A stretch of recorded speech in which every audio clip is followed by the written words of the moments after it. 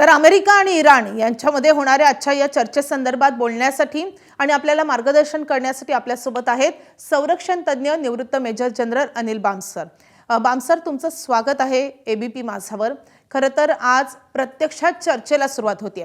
मात्र जेव्हापासून युद्धविरामाची घोषणा झालेली आहे तेव्हापासून दोन्ही बाजूंनी, म्हणजे इराण असेल किंवा अमेरिका असेल, दोन्ही बाजूंनी एकमेकांवर आरोप प्रत्यारोप सुरू आहेत, इशारे देणं सुरू आहे. असं असताना आजची ही चर्चा कशा रीतीने पुढे जाईल आणि या चर्चेमधून काही ठोस असा निर्णय होईल किंवा ठोस असं काहीतरी पर्याय निघेल असं तुम्हाला वाटतं का?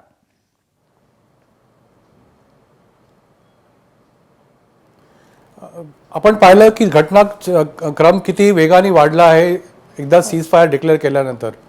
आणि हे जे हेजिंग चालतं, दोन्हीकडनं नरेटिव्स बोलले जातात, दोन्हीकडनं स्टेटमेंट दिले जातात आणि ते स्ट्रॉंग स्टेटमेंट्स असतात. हे सगळे एक्सपेक्टेड लाईन्सवरती आहे. कारण असं कधीच होणार नाही की कोणी म्हणेल की आम्ही एकदम पूर्णपणे तयार आहोत वाटाघाटी करायला आणि तुम्ही जे म्हणाल आम्ही ते करू. आपण पाहिलं होतं की अमेरिकेने 15 पॉईंट्स दिले होते आपल्या वाटाघाटीसाठी, तसेच जे इराणनी क्लॉज दिले आहेत जवळजवळ 10, आधी 7 होते ते 10 दिले आहेत.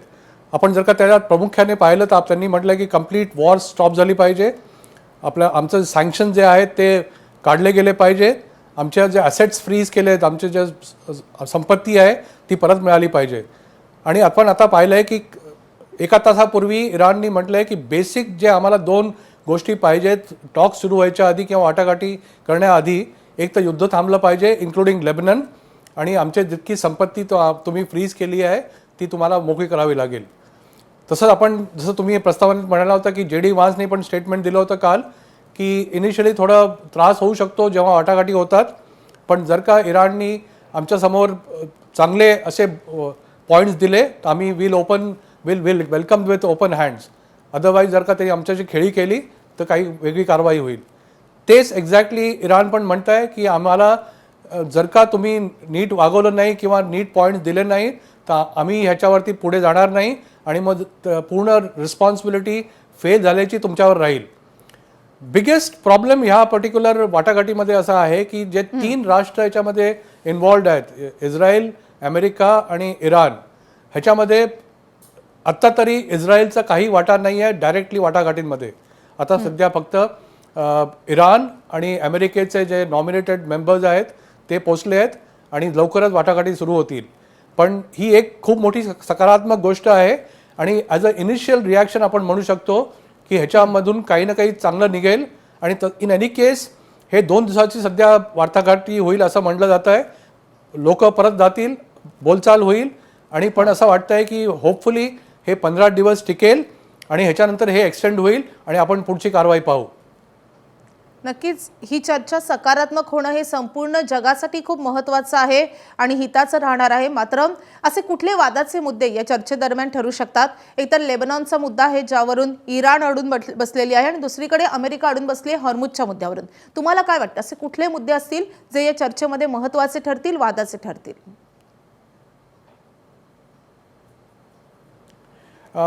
अगदी बरोबर आहे.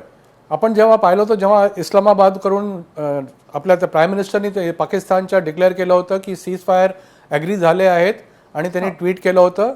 पहिले ड्राफ्ट फॉर्ममध्ये होतं आणि नंतर मग ते ड्राफ्ट शब्द डिलीट करून सांगितलं होतं की प्रेसिडेंट डोनाल्ड ट्रम्प आणि इराणनी ॲक्सेप्ट केलं आहे की आम्ही सीज फायर करू, इन्क्लुडिंग स्टॉपेज ऑफ हॉस्टिलिटीज लेबनॉनमध्ये. कारण लेबनॉनमध्ये साऊथ लेबनॉनमध्ये इस्रायलचा खूप मोठा हल्ला चालू होता आणि जेव्हा इस्रायलला कळलं की त्यांचं नाव पण घेतलं जात आहे, त्यांनी इमिजिएटली म्हटलं होतं की लढाईचा विराम फक्त अमेरिका, इस्रायल आणि इराणच्या मध्ये आहे. आमचं आणि लेबनॉनचं जे विषय आहे तो आमचा प्रायव्हेट विषय आहे आणि तो कंटिन्यू राहील. म्हणून आपण पाहिलं होतं की 7 तारखेला जितका जबरदस्त मारा केला होता इस्रायलने लेबनॉनवरती, पॉसिबली त्यांना माहिती होतं की लवकरच त्यांच्यावर दबाव येईल आणि त्यांना थांबावं लागेल. One of the biggest strikes होता त्या दिवशी. जवळजवळ 350च्या वरती तिथले बाशिंदे मारले गेले होते आणि जवळजवळ 1600 जखमी होते. जर का टोटल पाहायला लढाई सुरू झाल्यापासून आपल्याला कळतं की जवळजवळ 3000च्या वरती तिथे ठार झाले आहेत आणि 26,000 जखमी आहेत. आज त्यांनी म्हटलं आहे पॉसिबली दबाव आणल्यानंतर की आम्ही लेबनॉन बरोबर डायरेक्ट टॉक्स करू. पण एक पॉझिटिव्ह गोष्ट अशी होती की तिन्ही देशांनी एकमेकावरती हल्ला नाही केला आहे during the times of cease fire declaration.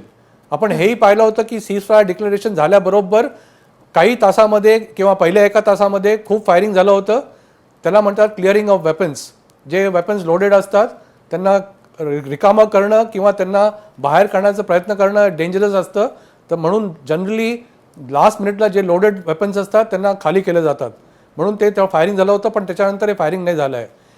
आणि जर का या वाटाघाटी तुटल्या, मी उम्मीद करतो की हे न तुटावं, ते कम्प्लिटली इस्रायलमुळे होईल.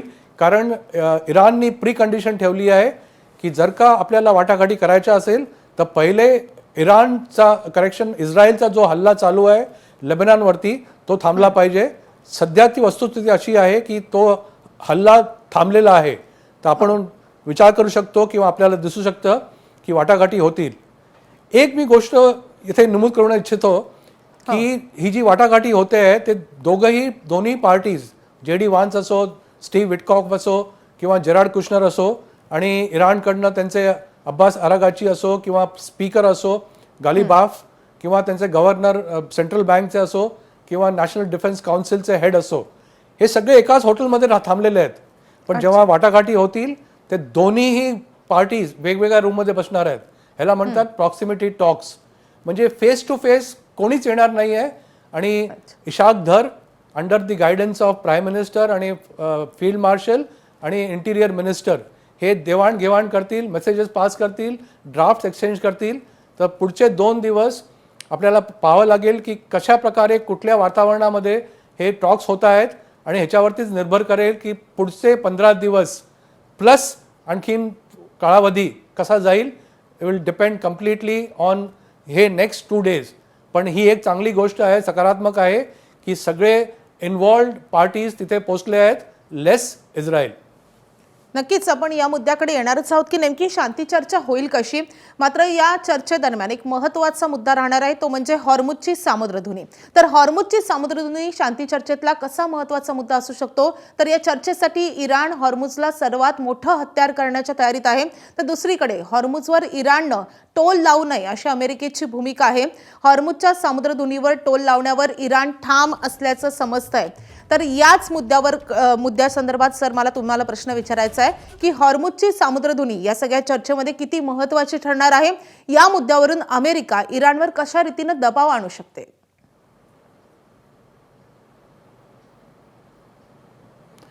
हॉर्मुझ समुद्रधुनी हे सेंटर ऑफ ग्रॅव्हिटी आहे पूर्ण लढाईची. पॉसिबली जेव्हा लढाई सुरू झाली तेव्हा अमेरिकेने हे वॉर गेम नाही केलं होतं आणि त्यांना वाटलं नव्हतं की असं काय होईल आणि हॉर्मुझ समुद्रधुनी बंद केली जाईल. पण हे एक इराणचा मास्टर स्ट्रोक होता आणि त्यांनी हॉर्मुझ स्ट्रेट किंवा समुद्रधुनीला चोक करून टाकलं होतं आणि कंप्लीट त्याच्यावर वर्चस्व केलं होतं आणि एन्श्योर केलं होतं की कुठलेही शिप्स किंवा गॅस आणि ऑइल कॅरियर्स तिकडनं पास नाही होणार. हे झाल्यामुळे पूर्ण जगामध्ये हाहाकार झाला. कारण एनर्जी सोर्सेस जर का जगाला नाही मिळाले तर तिथे इकॉनॉमी कम्प्लिटली कोलमडते. आणि आपण पाहिलं आहे की डोनाल्ड ट्रम्पनी पण म्हटलं होतं की सीज फायरचं बेसिक क्रायटेरिया आहे की हॉर्मुझ उघडलं पाहिजे. आपण पाहिलं होतं की इराणनी म्हटलं होतं की आम्ही त्याच्यावरती ट्रान्झिट फी लावणार आहे, जिथे आपण टोल म्हणतो. आणि ती अशी म्हटली होती की जवळजवळ $2 मिलियन ते लावणार होते पर शिप. म्हणजे आपल्याकडे म्हटलं तर $20 लाख एका शिपसाठी ते लेवी करणार होते. आणि मग त्यांनी आणखीन एक थोडं कन्सेशन दिलं की हे लेवी जो टोल टॅक्स आहे तो इराण आणि ओमान वसूल करेल आणि जो ती टोल टॅक्स देईल त्याला दिलं जाईल. इंटरनॅशनल वॉटर ट्रीटीजमध्ये असं असतं की कुठल्याही वॉटर्स विदाऊट एनी रिस्ट्रिक्शन त्यांना मूव्ह करायची जरूरत आहे. त्याच्यामुळे हे टोल टॅक्स लावणं हे बिलकुल बरोबर नाही आहे. जेव्हा जसं मी म्हटलं हेजिंग करतात असे पॉईंट्स दिले जातात की जे पॉसिबल नाही आहेत, मग दोन्ही पक्ष क्लाइम डाऊन करतात, तेव्हाच वाटाघाटी सक्सेसफुल होतात. हॉर्मुझ उघडणं इज अ सेंट्रल थीम पूर्ण लढाईमध्ये आणि ह्या पर्टिक्युलर एरियामध्ये फॉर सीज फायर. सर आपण पाहतोय की या संपूर्ण चर्चेचं श्रेय पाकिस्तान आपल्याकडे घेते. तर आजच्या या चर्चेमध्ये पाकिस्तानी लष्कराची नेमकी कशी भूमिका असेल.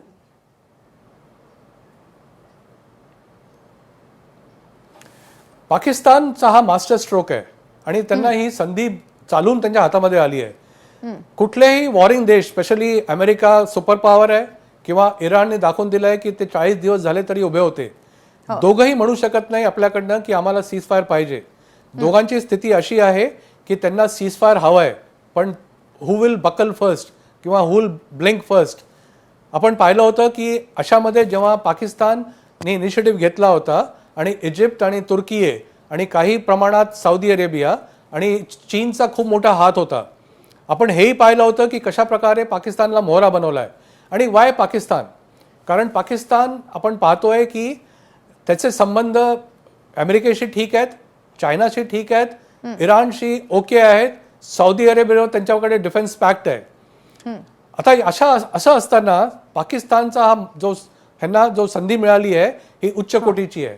तर आपण जसं म्हणाल की पाकिस्तान का, आपण जर का थोडं मागे गेलं तर आपण पाहतो की जेव्हा आसिफ मुनीर सिंदूर नंतर संपलं होतं आणि जेव्हा कारवाई चालू होती, 3-4 गोष्टी आसिफ मुनीरने केलं जे की मास्टर स्ट्रोक होतं आणि तो जाऊन अमेरिकेच्या मांडीत जाऊन बसला. फॉर एक्झाम्पल, नंबर 1, CIA सांगण्यावरून त्यांनी 2021चा जो काबूल बॉम्बर होता ज्याच्यामध्ये जवळजवळ 170 अफगाणी आणि 13 अमेरिकन सैनिक मारले गेले होते, त्याला हँडओव्हर केलं.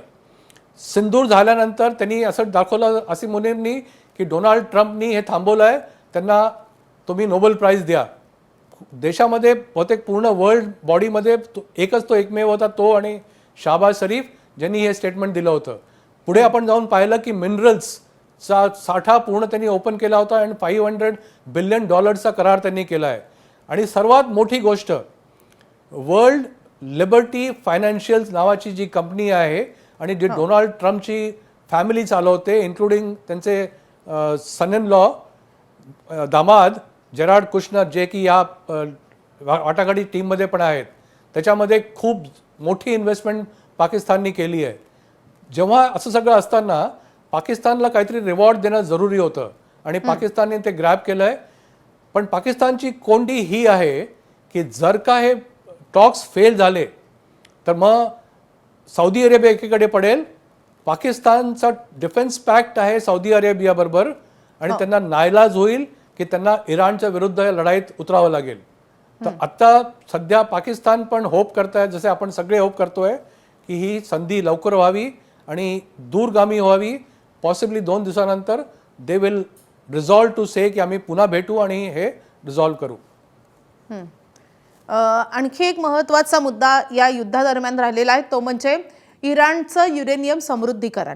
तर हे युरेनियम समृद्धीकरण तातडीनं थांबवावं असा अमेरिकेचा आग्रह आहे आणि आजच्या या शांती चर्चेतही युरेनियम संवर्धनाचा मुद्दा अग्रभागी राहण्याचा दाट शक्यता आहे. तुम्हाला काय वाटतं, या मुद्द्यावर इराण तयार होईल का?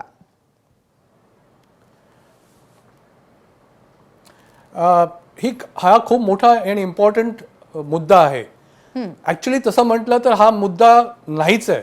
कारण आपण पाहिलं होतं की जून 25 मध्ये जेव्हा मिडनाईट हॅमर लॉन्च झालं होतं तेव्हा असंच म्हटलं गेलं होतं की न्यूक्लिअर प्रोग्रामला आम्हाला संपवायचं आहे. आणि आपल्याला आठवत आहे की जेव्हा 12 डे वॉर झाला होता आणि त्यांचे जे बेसिक न्यूक्लिअर साईट्स होते इराणचे, नांताज, फोर्दो आणि इस्फहान, या तिन्ही ठिकाणांवरती खूप मोठे हल्ले झाले होते. आणि GBU नावाचा जो गायडेड बॉम्ब युनिट असतात, जवळजवळ 5000 किलोग्रॅम TNT कंटेंट असतं, असे खूप मारा केला होता. आणि सांगितलं होतं की ह्यांनी जमिनीमध्ये घुसून डिले फ्यूज असल्यामुळे जाऊन पूर्ण जवळजवळ त्यांनी न्यूक्लिअर प्रोग्राम तिथे नष्ट केला आहे. मुख्य बात ही होती की हा हल्ला व्हायच्या आधी इराणनी कन्सेशन दिले होते. इराणनी स्पेसिफिकली म्हटलं होतं की आम्ही युरेनियम एनरिचमेंट 60% वरती नाही जाणार, जे की थ्रेशहोल्ड आहे for nuclear weapons.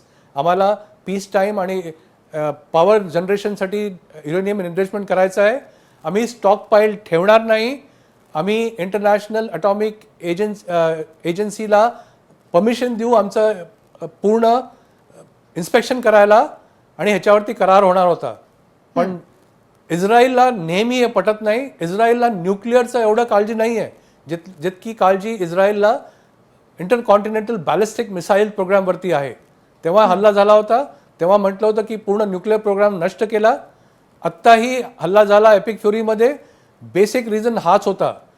Iran on its own तयार आहे. आता आपण हेजिंग करतोय की आमचा न्यूक्लिअर प्रोग्राम आम्ही वाढवू, आम्हाला पूर्ण अधिकार आहे, आम्ही इंडिपेंडंट राष्ट्र आहोत. पण मला असं वाटतंय की अल्टिमेटली न्यूक्लिअर प्रोग्रामवरती इराण माघार घेईल.